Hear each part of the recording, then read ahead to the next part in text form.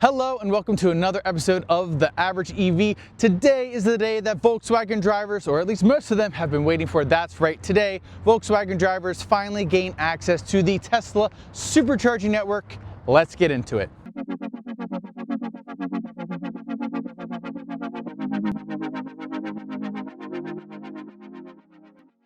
All right, everybody, so I'm here in Dillsburg, Pennsylvania at a Tesla supercharging site, and I'm here to test out the supercharging network with our Volkswagen finally. We've been waiting for this for a very long time. Volkswagen is not the last, but it's one of the last manufacturers to get access, and I'm here to bring this coverage to you all. Hopefully you all are as excited as I am. I know there are some people who aren't excited because of certain reasons. That's absolutely fine for you all to have those opinions. So thank you for having those opinions. But I'm just going to deliver news because this is a big deal in my opinion, because now Volkswagen drivers have access to chargers all over the country, and it opens up a ton of travel for those individuals. So anyways, in this video, I'm going to go over how you're going to be able to charge at the Tesla Superchargers, some considerations when you're at a Tesla Supercharger, and then, why I think this is such a big deal. So first off, to charge at a Tesla Supercharger, for Volkswagen drivers, you're going to need to get the Tesla app. It's easy to download in the App Store. You're going to set up an account and you're going to attach a credit card.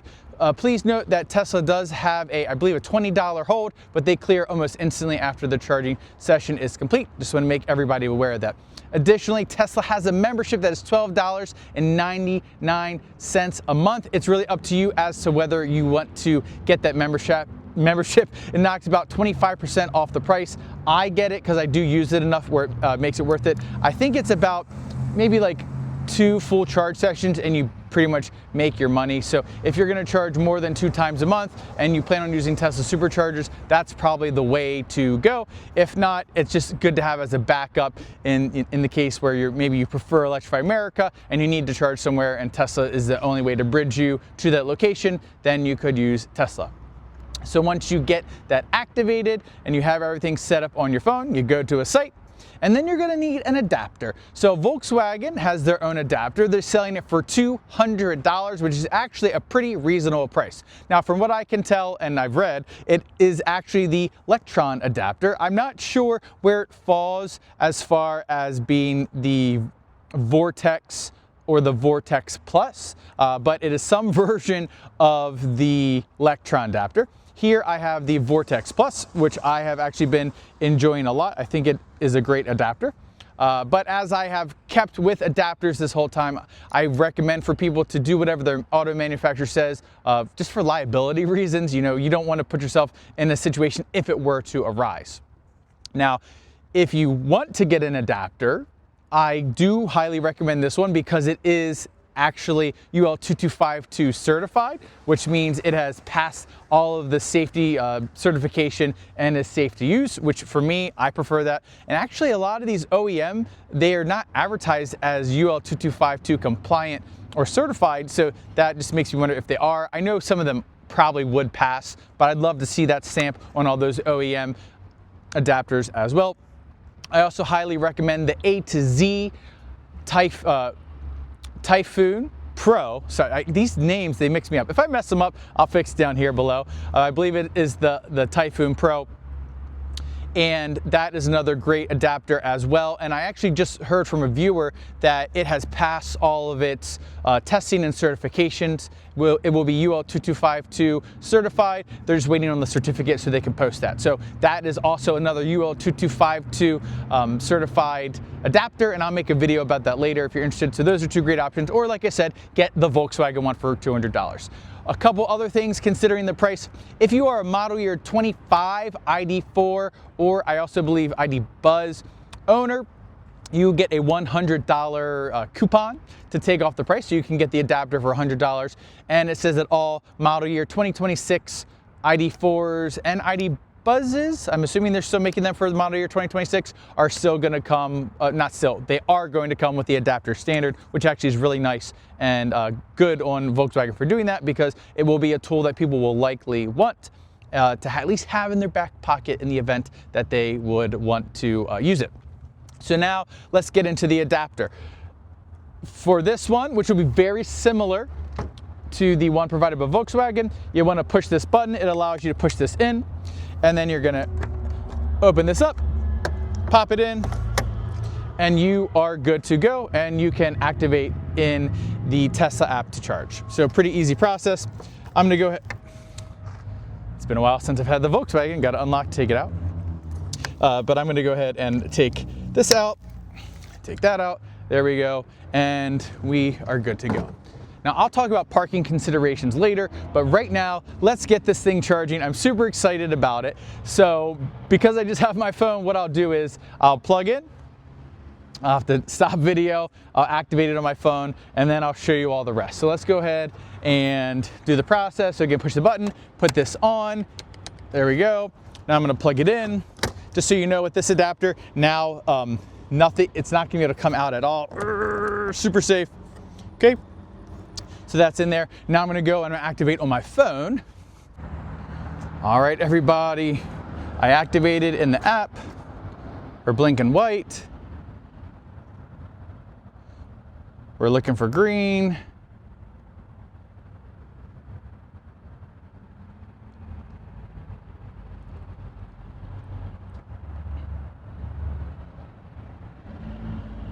Taking a long time, making me nervous. Let's see. Still has not activated yet. Interesting.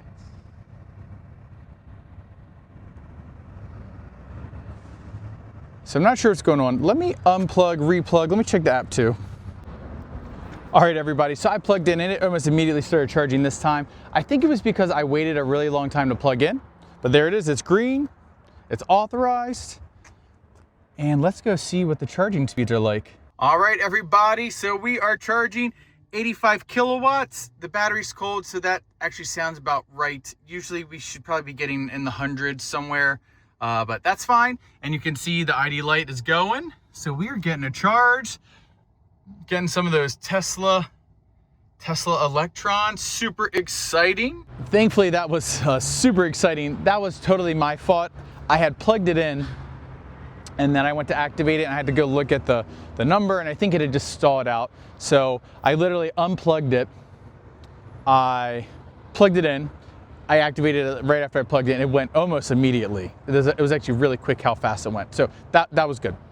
So anyways, it was a little scary for a second. But yeah, so now we're charging on the Tesla Supercharger network. What I want to do now, I'm going to take you on the other side and just show you some considerations when you are trying to park here at a Tesla Supercharger. So first off, this is a super weird site and actually very convenient. No one's here, and I was able to use this charger, which is actually meant for the other side. Technically, in the spot that I'm in, I should be using this supercharger, and the cable will not reach, and I'm actually backed up pretty far. Some sites you can't even back up this far. So I was aware that was always going to be an issue for the Tesla Superchargers, so whatever. So anyways, I use this one. I was able to plug in and get a charge. It wouldn't matter right now, but if it was busy, it would matter. So let's go over here and let me kind of explain some supercharger logic when you're a Volkswagen owner. And again, you would be using these ones that you can see at the bottom are labeled. The other ones are meant for the other side for charging. So basically, if you come in and if this charger doesn't exist, because this is a weird setup, of course, you'll park in here and then you'll actually have to use this charger to plug into the car. And later I'm actually going to flip it around and show you all what I mean. And what's going to happen is this one that would typically be used for a Tesla, because you can see over there, the Tesla uses the back left. This one's going to be what people are saying is blocked. And it is true, someone's not going to be able to use that charger. And it just is what it is. And Tesla actually recommends you to block the charger. It's just how it is. You know, if you can do whatever you can do to avoid it, that would be great. So yeah, looking around, there's some things I could do. I could maybe use that spot over there. I could, over here, I could park on the other side in that spot. I don't really know what this little offering is here. It's like malted milk, and I don't know what that is. But maybe I could park in this spot here and then use this one on the end. That would be another good option for me to avoid blocking chargers. But at the end of the day, if no one's there, it's not a big deal. But some places like California where they're packed, and there's not a lot of room, that's where it might become a little bit of an issue. Now, there is actually a solution coming to this, the blocking the stalls. First off, a company called A2Z, I mentioned their adapter earlier, they're coming out with an extension cable that will solve that issue. It's not something that most people are gonna need, but if you're gonna be charging somewhere where you know you're frequently gonna be blocking a charger, it might be worth getting that when it comes out. It has not yet come out. And then additionally, I've heard that Tesla is in fact going back and they are retrofitting longer cables on these are called V3 dispensers, so that it can more easily reach cars. And then lastly, of course, if you get to a V4 site, they're tall, white, they're filled in completely, they're kind of black on the side. The cable should reach absolutely and not be an issue at all. But if you come to these V3 sites, those are just kind of my recommendations. If you can, just park to the, I guess that'd be the right of a spot and use it so you don't block anything. If you can, go to the rightmost spot where there's no charge over here, plug in, you won't block anything. Additionally, I'm trying to not interrupt this guy over here, but you can see here, I'll do it right there. You can see this is kind of in an interesting spot. You could back in, but back in halfway. Sorry for that truck, super loud. You could back in, but halfway, and then you can plug in there. I do that a lot with my Equinox. Or, you know, as best you can, just use a normal spot. You know, maybe you pull in here, you use this, but try and go as far to the right to avoid blocking as many Tesla Supercharger spots as possible. But at the end of the day, you're a paying customer. That's honestly Tesla's problem to solve. But I think being courteous is really important so that we can make this electric transition easy. So just be as courteous as you possibly can. Okay, everybody, just to let you all know, if you want to stop charging at a Tesla Supercharger, the preferred methods are to stop charging in your car or to press stop charging in the Tesla app. So here I'm just going to press stop charging. Please wait. All right, charging has stopped. And again, I always forget, have to unlock. So press unlock on your key fob, unlock, unlock. And then this comes out. There you go. And we are good to go. Put this here, and there you have it. All right, everybody, so I want to show you a little bit of a different angle. So you pull in, hope this is a normal spot, so it's just this charger here, and then this charger here. Usually, I think the dispensers are a little bit closer to the line, but we're just gonna go with what we got here. This is just what we have to work with. So anyways, you park here, and a normal Tesla is gonna use this dispenser, but I can't because the cable's not gonna reach, and I'll show you all. Here's the cable. This is technically the dispenser I'm supposed to use, and that's how far it reaches to about, you know, my rear right tail light, just not close enough.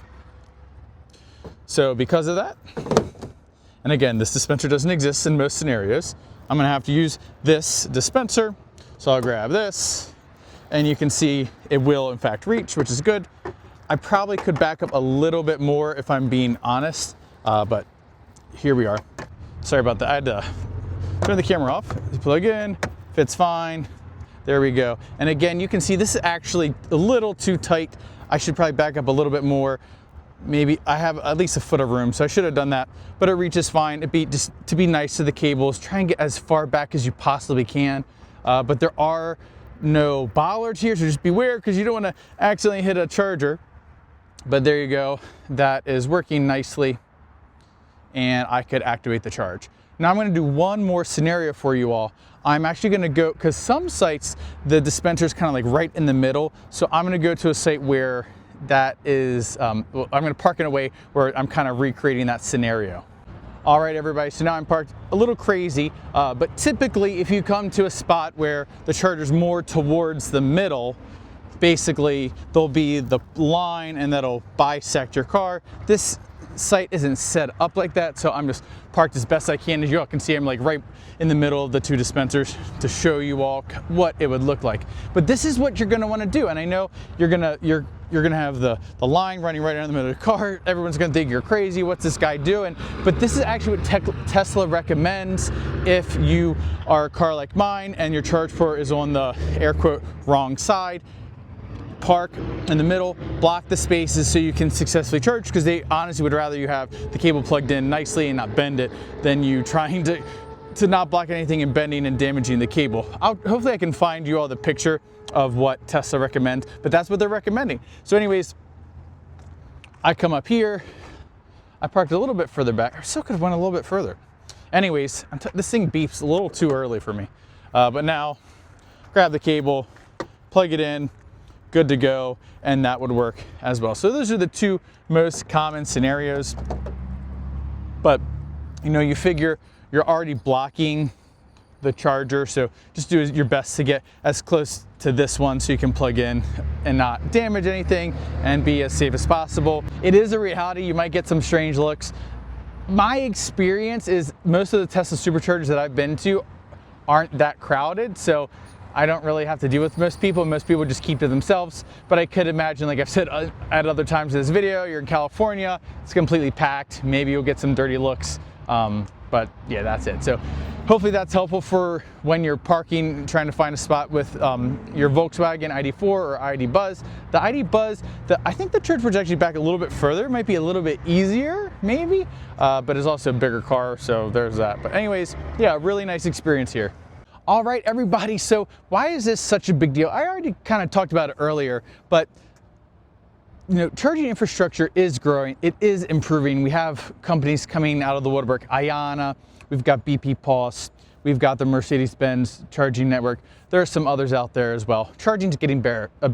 Electrify America already exists, they're improving. But there are a lot of places in this country where there might not be enough chargers at a location, or there just might not be chargers to get you from one point to the other, where you just need one place in the middle to kind of get you a little bit further. And the Tesla Supercharger network, for the most part, it was designed so that people could get everywhere they needed to go, and now we have access. So that's why I think it's super important to have at least the ability to use it if you would choose to do so.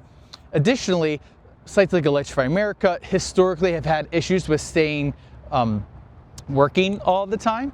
And so you might roll up to Electrify America, you go there, everything's broken. You might go there, half of them are broken, there's 2 people, there's 3 in line, and now you can just be like, okay, I wanted to use Electrify America, I really got to charge, I don't have the time, and I can just go to the Tesla Supercharger down the street, because typically where there's one, there is a Tesla Supercharger. At least that's my experience. So I do think this is a big deal.